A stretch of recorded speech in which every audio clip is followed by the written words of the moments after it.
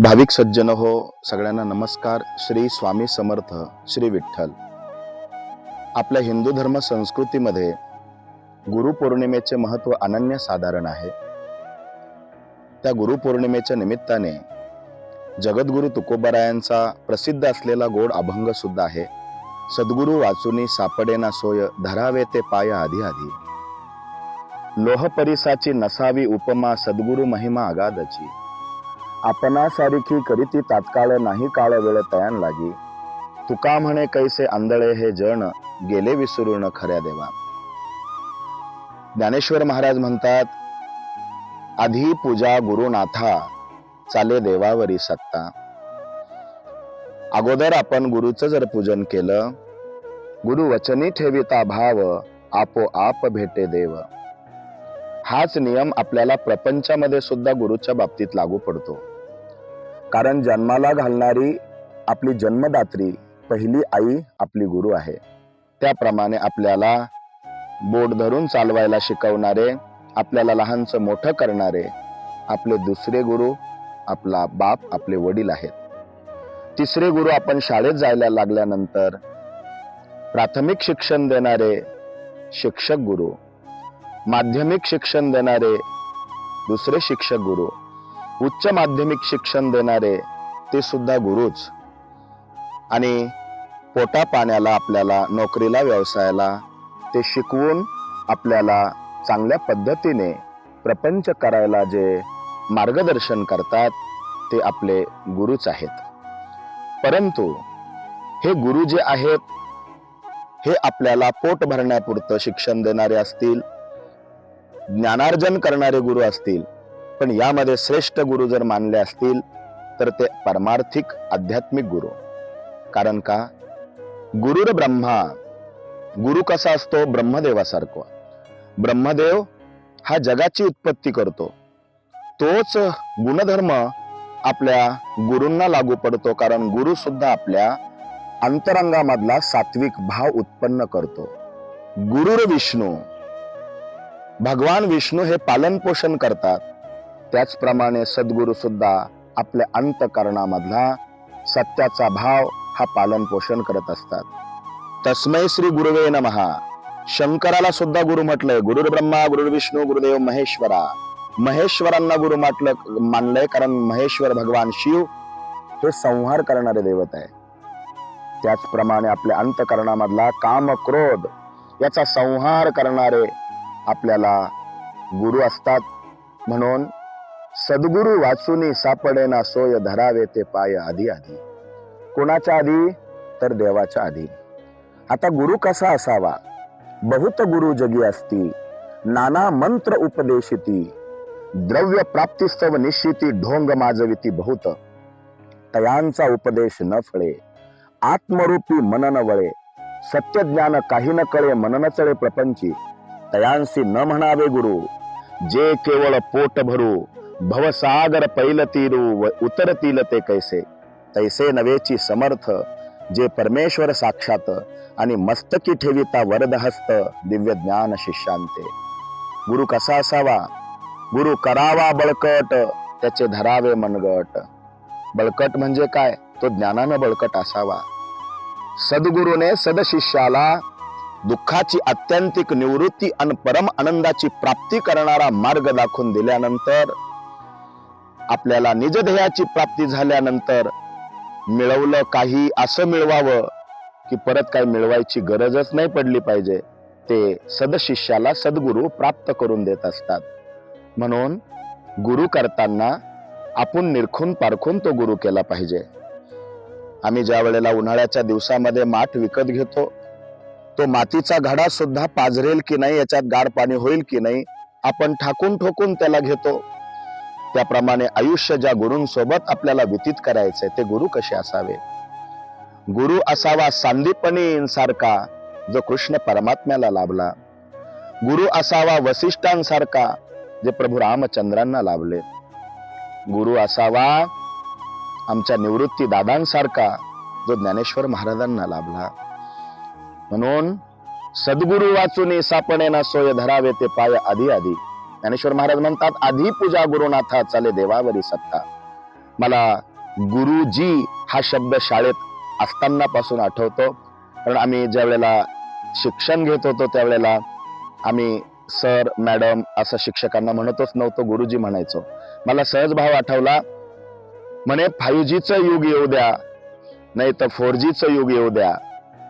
पोटासाठी भाजी, जन्मासाठी माताजी, चालवायला शिकवण्यासाठी पिताजी, आणि ज्ञान पाहिजे असेल तर गुरुजीच आपल्या आयुष्यामध्ये असायला हवे.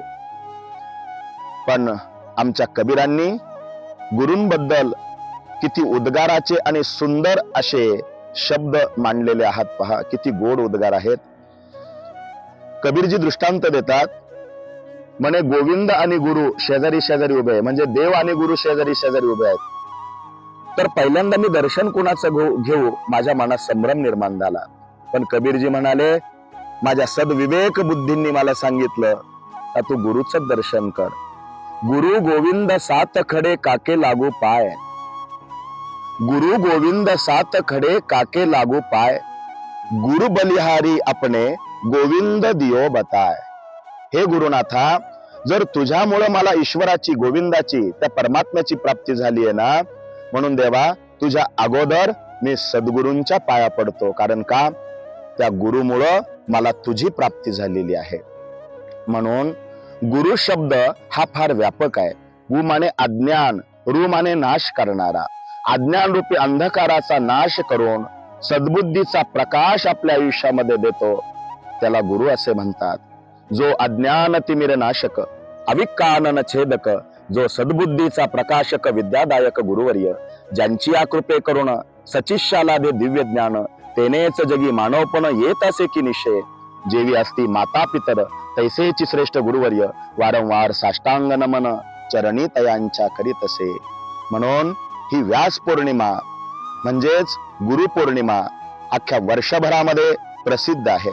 वर्षभरामध्ये 12-13 पौर्णिमा येत असतात, परंतु आषाढ महिन्यामध्ये येणारी जी पौर्णिमा आहे तिचं विशेष महत्व आहे, जिला आपण गुरुपौर्णिमा म्हणतो. पण खरी शास्त्रोक्त आपण ती व्यास पौर्णिमा मानत असतो. कारण व्यासांनी ब्रह्मसूत्र ह्याच दिवशी लिहिलं. श्री गुरु व्यासांचा जन्म आजच्याच दिवशी झाला. आपल्या हिंदू धर्म संस्कृतीला खूप सुंदर सुंदर आणि चिंतनीय, अभ्यासनीय आणि मानवी जीवनाचा उद्धार करणारे ग्रंथ जर आपल्याला आजपर्यंत कोणी दिले असेल तर ते सद्गुरु व्यासांनी दिलेले आहे. म्हणून त्या व्यासांच्या जन्माच्या प्रित्यर्थ त्यांनी केलेले जे उपकार आहे जीवमात्रांवरती, त्या उपकारामधून काही अंश उतराई होण्याचा हा पवित्र दिवस आहे.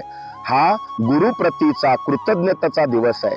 ज्यांनी ज्यांनी आपल्या आयुष्यामध्ये आपल्याला घडवलं, एखाद्या वेळेला एखादा लहान मुलगा सुद्धा आपल्याला काहीतरी एखादी चांगली गोष्ट सांगून जातो, एखादा मोठा माणूस सांगून जातो, एखादा लहान माणूसही आपल्या आयुष्यामध्ये काहीतरी चांगली गोष्ट शिकून जातो.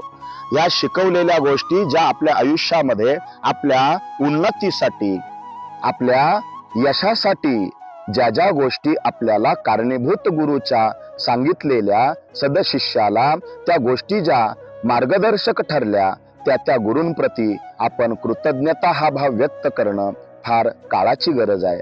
आता कालानुसार लोक बदलत चाललेली आहेत, परंतु तुम्ही कितीही जरी बदललात पण हिंदू धर्म संस्कृतीने जे आचार विचार आपल्याला घालून दिलेले आहेत, जे सण आपल्याला सांगितलेले आहेत, ज्या तिथी आपल्याला सांगितलेल्या आहेत, त्याचं महत्व अनन्यसाधारण असतं. ते आपण जाणून घेतलं पाहिजे. म्हणून वर्षभरातून एकदा ज्यांनी ज्यांनी आपल्याला घडवण्यासाठी खूप मोठा मोलाचा वाटा उचलला होता, उचलत आहे, त्या गुरूंप्रती आपण कृतज्ञता व्यक्त केली पाहिजे आणि त्यांना शरण गेलं पाहिजे. नक्कीच आयुष्याचा उद्धार होणार आहे. आपल्या आयुष्यामध्ये गुरुला शरण गेल्यानंतर संसार सुखाचा होतोच, पण परमार्थ सुद्धा आपला ध्येयाची प्राप्ती करून निजधाम आपलं सुधारतं, इहलोक सुधारतो, परलोक सुद्धा सुधारतो. म्हणून ज्याने गुरु नाही केला त्याचा जन्म वाया गेला. म्हणून गुरु करावा. खूप गुरु तुम्हाला पावलोपावली भेटतील, पण ते तुम्हाला पोट भरण्यापुरते मिळतील.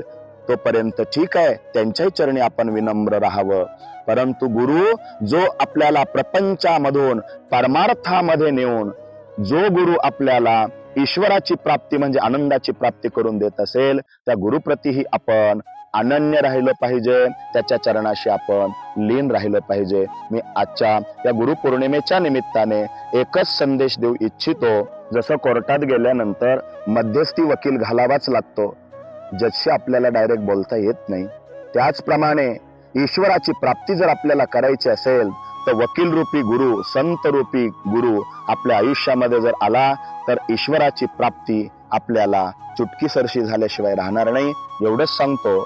गुरुपौर्णिमेच्या सगळ्या सदशिष्यांना शुभेच्छा ह्या ठिकाणी व्यक्त करतो आणि गुरूंच्या चरणी विनम्र प्रकारचा नमस्कार करून त्यांच्या चरणी कृतज्ञता व्यक्त करून माझ्या वाणीला, छोट्याशा सेवेला विराम देतो. रामकृष्ण हरी. श्री स्वामी समर्थ.